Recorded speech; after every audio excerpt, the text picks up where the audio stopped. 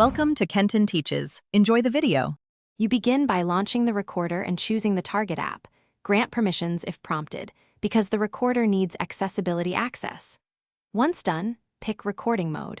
Full input for everything, keystrokes only to avoid mouse noise, or UI events for resilient automation. Make sure to set relative or absolute coordinates based on whether the window moves.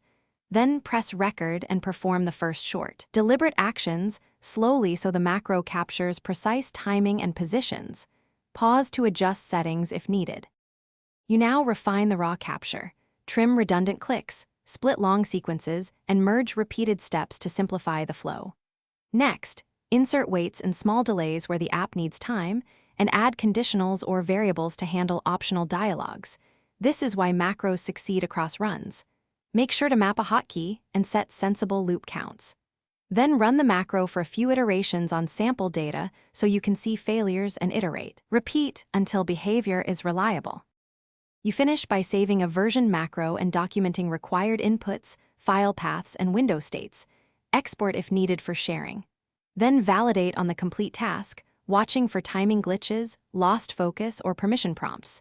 Those are common failure points. If things go wrong, add checkpoints and stronger weights, or convert fragile clicks to UI element selectors.